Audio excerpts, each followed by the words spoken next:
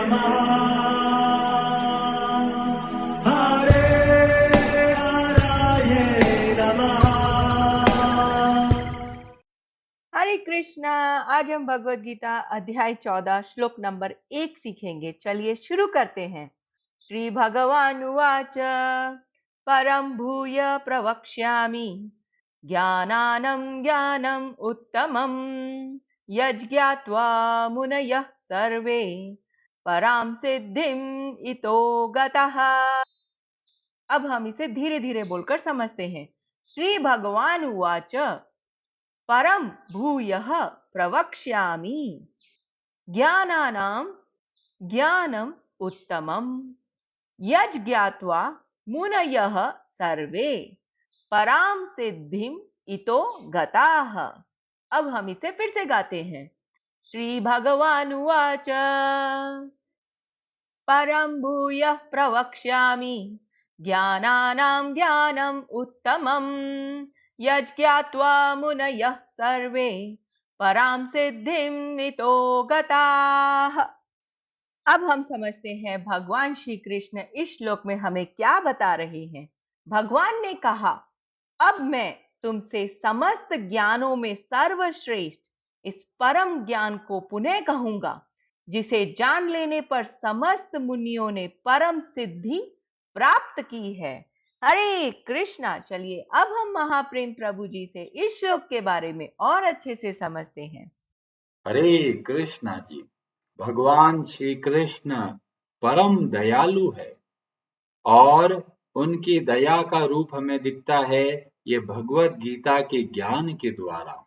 भगवान श्री कृष्ण बार बार कुछ न कुछ बता रहे हैं। किस लिए बता रहे हैं? केवल हमारी भलाई के लिए। कई लोग भगवान श्री कृष्ण पर आरोप लगाते हैं। वे सोचते हैं अरे ये भगवत गीता में तो भगवान कृष्ण बस अपना ही गुणगान करते रहते हैं, पर ऐसा नहीं है। भगवान जो भी भगवत गीता में बता रहे हैं इसमें केवल हमारी भलाई के लिए है। तो यहाँ पर बोला कि मैं ये ज्ञान बता रहा हूं। ये कैसा ज्ञान है? ये सर्वश्रेष्ठ ज्ञान है। और मैं क्यों बता रहा हूं?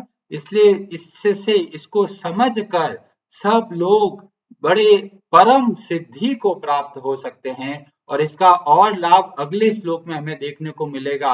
और भगवान के हृदय में इतनी दया है कि हम लोग दुख पा रहे हैं इस संसार में, और हमको दुखी देखकर भगवान इतना द्रवित होते हैं कि ऐसा अद्भुत ज्ञान उन्होंने हमारे लिए प्रस्तुत किया।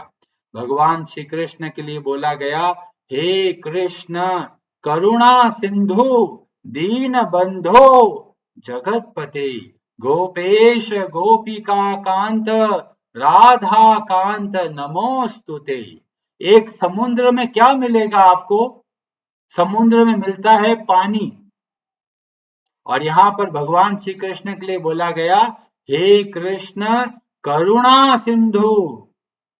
ये ऐसा समुद्र है। किसका समुद्र है? दया का। और वह दया दिखती है जब हम भगवान के भक्तों से मिलते हैं। उससे पहले हमें लगता है अरे भगवान कहीं सो रहे होंगे क्षीर सागर में, भगवान कभी रासलीला कर रहे होंगे गोलोक वृंदावन से, उनका हमारा क्या लेना देना। देखो हम तो इस संसार में कितना दुख पा रहे हैं और वो हमारे लिए कुछ करते नहीं है। पर वास्तव में भगवान ने भगवत गीता के माध्यम से अपनी इतनी बड़ी दया प्रस्तुत करी, हमें मार्ग बताया कि संसार में दुख क्यों पा रहे हैं। लोग भगवान को दोष देते हैं कि भगवान तुमने मेरे को बहुत दुख दिया है, तुम्हारी वजह से मेरे को दुख मिल रहा है। पर भगवान बोलते हैं मैं तो सबका हितैषी हूं। आने वाले श्लोकों में बोलेंगे मैं पिता हूं। कोई माता पिता क्या अपने बच्चे को दुख दे सकते हैं? कोई नहीं देता। सामान्य माता पिता भी कभी भी अपने बच्चों को दुख नहीं देते। और ये तो साक्षात भगवान श्री हरि हर जन्म में हमें साथ दिया है। और हम लोग ऐसे होते हैं, थोड़ा भी जीवन में दुख आता है सबसे पहले भगवान को दोष देते हैं। भगवान श्री कृष्ण अपने हृदय की बात बताते हैं। 5वें अध्याय के 29 श्लोक में बोलते हैं, सुहृद सर्वभूतानां ज्ञात्वा माम शांतिम ऋच्छति। मैं सबका परम हितैषी हूँ और ये भगवत गीता का ज्ञान कैसे क्यों बोल रहा हूँ? भगवान इसका उत्तर देते हैं। 10वें अध्याय में भी बोलते हैं और 18वें अध्याय में भी बोलते हैं। 10वें अध्याय में बोलते हैं, श्री भगवान उवाच भूय एव महाबाहो शृणु मे परमम वचः यतेहं प्रियमाणाय वक्ष्यामि हित कामयया। ये किस लिए बोल रहा हूं? वक्ष्यामि, क्यों बोल रहा हूं? हित कामयया, तुम्हारी भलाई के लिए बोल रहा हूं। हम संसार में दुख पा रहे हैं, हम इस दुखी जीवन से कैसे बाहर निकले? तो भगवान ने यह अद्भुत भगवत गीता का ज्ञान दिया। 18वें अध्याय में भगवान ऐसा ही शब्दों का प्रयोग करते हैं, सर्व गुह्यतमं भूयः शृणु मे परमं वचः इष्टोसि मे दृढ़म् इति ततो वक्ष्यामि ते हितम्। ये तुम्हारी भलाई के लिए बोल रहा हूं। जैसे कोई माँ बच्चे को समझाती है कि बेटा उस रास्ते पे मत जाना, वहां पे खतरा है, ऐसे ही भगवान श्री कृष्ण एक माँ की तरह हमें मार्ग बता रहे हैं कि कैसे हमको इस संसार में रहना है। 13वें अध्याय में भगवान श्री कृष्ण ने बोला था, ये संसार में लोग दुख क्यों पाते हैं? तो बोला था 22वें श्लोक में, पुरुषः प्रकृतिस्थो हि भुंक्ते प्रकृति जान गुणान कारणम गुण संगोस्य सद असद योनिर्जन्मसु। यह जब हम अपने आप को शरीर समझने लग जाते हैं तो इस संसार में दुख पाते हैं, प्रकृति के गुणों से बंध जाते हैं। और ये पूरा का पूरा अध्याय बताते हैं कि एक जीवात्मा किस तरह से संसार में बंध कर दुख पाता है। और जब हम देखते हैं कि भगवान श्री कृष्ण इतने दयालु है, हमारे लिए ऐसा अद्भुत ग्रंथ, ऐसा अद्भुत ज्ञान हमको दिया और स्वयं भी प्रकट होते हैं, समय समय पर अवतार लेते हैं। क्यों अवतार लेते हैं? क्या जरूरत है उनको कोई अवतार लेने की? वो अवतार लेते हैं हमारी भलाई के लिए, हमें मार्ग बताने के लिए कि संसार में कैसे रहना है और इस संसार से बाहर कैसे निकलना है।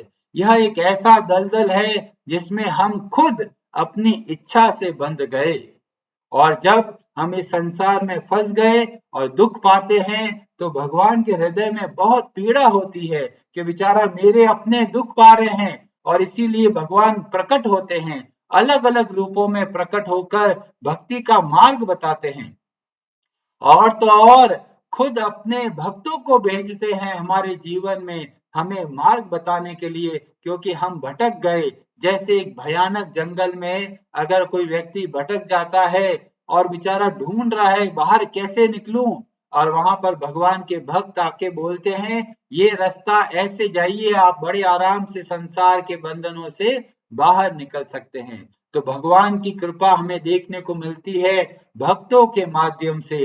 भक्त लोग जगह जगह पर घूमकर भक्ति का प्रचार करते हैं। आप देखेंगे देवर्षि नारद जी कितने ही लोकों में जाते हैं, जहां जहां भी जाते हैं सबको भक्ति का मार्ग बताते हैं। उनको क्या आवश्यकता है कि घूमने की? क्या उनको मजे करने हैं? नहीं, उनके हृदय में दया का भाव है। हम देखते हैं बड़े बड़े आचार्य प्रभुपाद जी जगह जगह पे भटक कर लोगों को भक्ति का मार्ग बताते हैं। क्या उनको कोई पैसा दे रहा है? केवल उनके मन में एक ही भाव है, दया का भाव। और यह भाव हमें देखने को मिलता है भगवान श्री कृष्ण में, जो भगवान इतने व्याकुल हो जाते हैं भक्तों के लिए, एक क्षण का भी विलंब नहीं करते। और भगवान अपने खुद प्रकट होते हैं विग्रह के रूप में। मंदिरों में भगवान विराजमान होकर हमारी सेवा को स्वीकार करने के लिए तैयार बैठे हैं। पर हम हैं कि भगवान पे ही प्रश्न करते हैं। हम लोग सोचते हैं अरे ये इन्होंने हमको क्या दिया है। जब हम देखते हैं तो भगवान ने हमको सारी जीवन की व्यवस्था दी है। हम इस संसार में जैसे थोड़ा भी हमें जब इलेक्ट्रिसिटी चाहिए होती है तो हमें इतना पैसा देना पड़ता है, और बिजली सूर्य के रूप में हमें स्वतः ही प्राप्त होती है। कौन कितना पैसा देता है सूर्य देव को? वायु जो हमारे लिए एक क्षण के लिए हम रह नहीं सकते, और वो वायु हमको प्रदान करते हैं। और हम हैं भगवान पे दोष देते हैं। हम लोग सोचते हैं अरे मैं मेहनत करता हूँ, मैं घर चलाता हूँ, मैं पैसा कमाता हूँ, मैं परिवार को चलाता हूँ, ये भगवान का क्या लेना देना।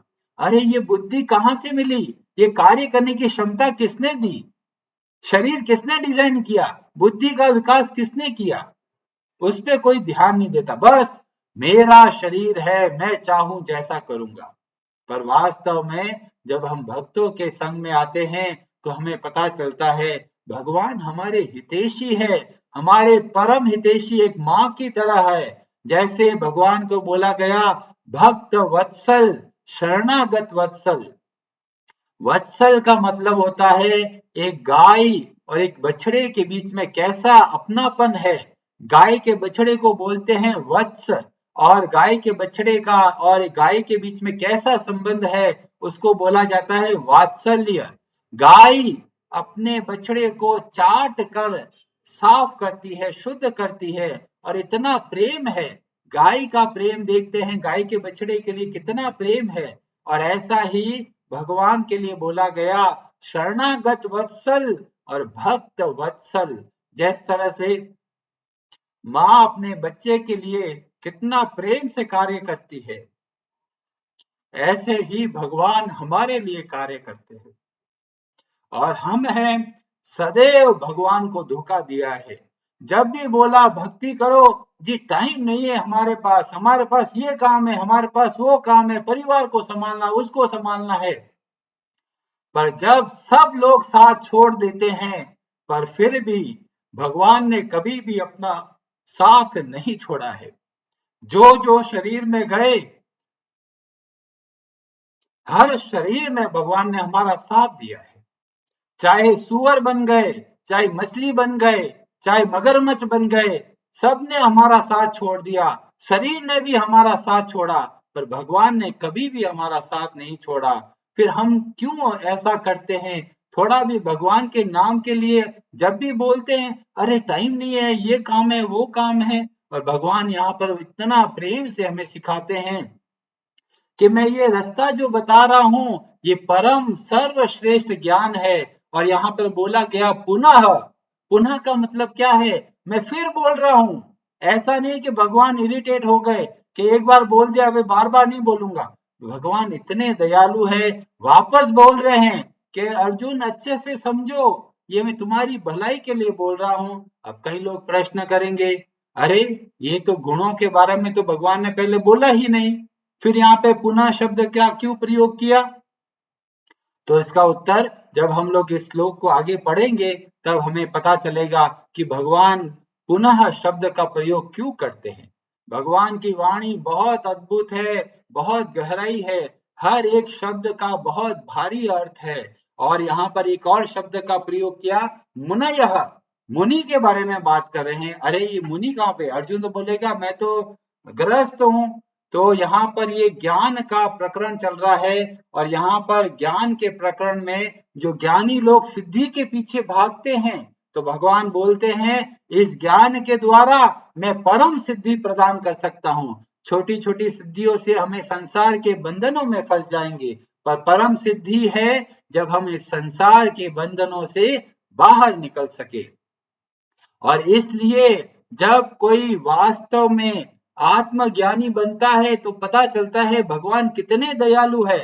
और ऐसा वर्णन देखने को मिलता है श्रीमद् भागवतम में।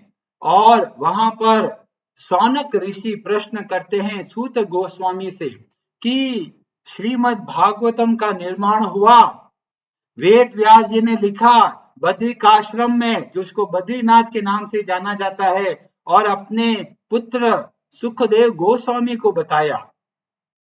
तो यहाँ पर एक प्रश्न आता है अरे सुखदेव गोस्वामी तो बहुत बड़े ज्ञानी है, आत्मज्ञानी है, उनको तो अपना आत्मा के बारे में पता चल चुका है, उनको भागवतम से क्या लेना देना। और वहां पर सूत गोस्वामी जी बहुत अद्भुत बात बोलते हैं। वहां पर बोला गया भागवतम के प्रथम स्कंद के अध्याय 7 श्लोक नंबर 10 में वर्णन आता है सूत उवाच आत्म रामश्च मुनयो निर्ग्रंथा अपि उरुक्रमे कुर्वन्ति अहेतुकी भक्तिम इत्थम भूत गुणो हरिह। जो बड़े बड़े आत्मज्ञानी हो गए, आत्म साक्षात कर चुके, ज्ञान की परम सीमा पर पहुंच चुके, जिनके हृदय की ग्रंथि खुल गई, जो संसार के बंधनों से मुक्त हो गए, वो क्या करते हैं? कुर्वन्ति अहेतु की भक्ति, वे भगवान श्री कृष्ण की भक्ति करते हैं। क्यों करते हैं भक्ति?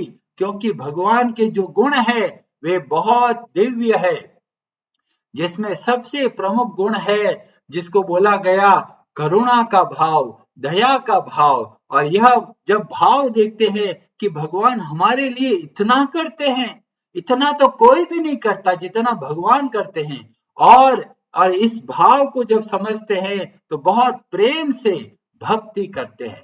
भक्ति का मतलब ये नहीं कि वे पूजा पाठ कर रहे हैं, भक्ति का वास्तविक मतलब है कृतज्ञता, कि भगवान आपने हमारे लिए बहुत कुछ दिया है, आपके मैं क्या दूं, इसलिए थोड़ा सा तुलसी दल आपको अर्पण करता हूं, इससे ज्यादा मेरे पास है ही क्या जो देने के लिए। तो यह है भक्ति का भाव। आप प्रेम से भक्ति करें, किसी प्रकार की स्वार्थ की भक्ति ना करें कि भाई भगवान देखो मैं पूजा कर रहा हूं, 11 रुपए का प्रसाद चढ़ा रहा हूं, देखो मेरा ये काम कर देना। ऐसी भक्ति नहीं करनी है। भक्ति करना है कृतज्ञता के साथ कि भगवान इतने जन्म ले लिए और हम कब से भटक रहे हैं, आपकी बहुत भारी कृपा हुई कि भक्तों का संग मिला और हम भक्ति में थोड़ा थोड़ा आगे बढ़ पा रहे हैं। बिनु हरि कृपा मिलहि नहीं संता।